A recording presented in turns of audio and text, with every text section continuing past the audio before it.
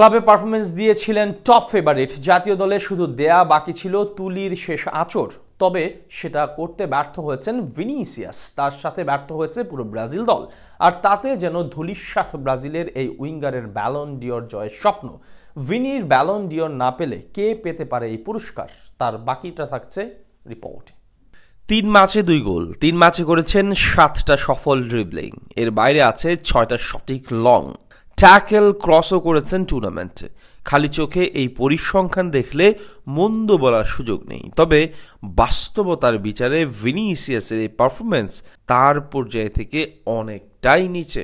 Copa আমেরিকার মঞ্চে 1 ম্যাচেই 2 গোল আর 7 ড্রিবলিং পেয়েছেন তিনি। বাকি 2 ম্যাচে ভিনি চূড়ান্তভাবে ব্যর্থ। কলম্বিয়ার বিপক্ষে যেখানে তাকে দায়িত্ব নিতে হতো, সেখানে যেন উল্টো অযাচিত এক হলুদ কার্ড হজম করে উরুগুয়ের সাথে থাকতে হয়েছে বেঞ্চে।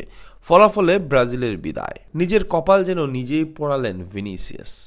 ভিনির এই পারফরমেন্স তাকে ব্যালনের রেস থেকে অনেকটাই ছিটকে দিয়েছে। ক্লাবে ভিনি খেলেছেন দুর্দান্ত, যে কারণে ব্যালন ডিওরের রেসে ছিলেন সবার শীর্ষে। তবে ব্রাজিলের কোপার স্বপ্ন শেষ হবার পর সেই স্বপ্ন অনেকটা ফিকে হয়ে গেছে। ভিনির মতো একই চিত্র টনি ক্রুজের। নিজের শেষ ইউরোতে অবশ্য নিজের জাত চিনিয়েছেন ক্রুজ, তবে স্পেনের সাথে হাড্ডাহাড্ডি লড়াইয়ে হেরে বিদায় নিতে হয় তাদেরকে।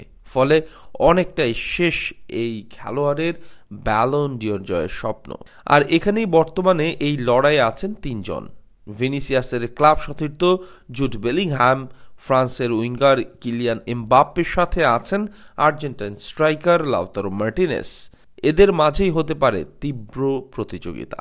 ইউরোর সেমিফাইনালে পৌঁছেছে ফ্রান্স আর ইংল্যান্ড, যে কারণে ইউরো জয়ের সম্ভাবনা আছে এই 2 দলের। আর সেখানেই ব্যালন ডিওরের সবচেয়ে এগিয়ে বেলিংহ্যাম। এই আসরে লা লিগার সেরা খেলোয়াড় হয়েছেন বেলিংহ্যাম। এর বাইরে চ্যাম্পিয়ন্স লিগ জয়েও তার ছিল অবদান। ক্লাবে 2 শিরোপা পেয়েছেন। জাতীয় দলে তার 2 গোল গড়ে দেয় ব্যবধান। বিশেষ করে তার বাইসাইকেল কিক ছিল দর্শনীয়। এমন একজন যদি ইউরোর ফাইনালেও যায়, তাতেও ব্যালনের দৌড়ে থাকবেন সবচেয়ে এগিয়ে। এই তালিকায় থাকবেন ফ্রান্সের এমবাপ্পে, যদিও এই আসরে 1 পেনাল্টি গোল ছাড়া কিছুই নেই এমবাপ্পের। এরপরও ক্লাবে এই সিজন দুর্দান্ত কাটিয়েছেন তিনি। জাতীয় দলেও আছেন ইউরো জয়ের কাছাকাছি। এমন সময় এমবাপ্পে যদি সেমি আর ফাইনালে নিজের চমক দেখাতে পারেন, তবে এই পুরস্কার উঠতে পারে তার কাঁধে। তবে এদের মাঝে চমক আর্জেন্টাইন লাউতারো মার্টিনেজ, এই আসরে সিরিয়ার সর্বোচ্চ গোলদাতা এল তোরো।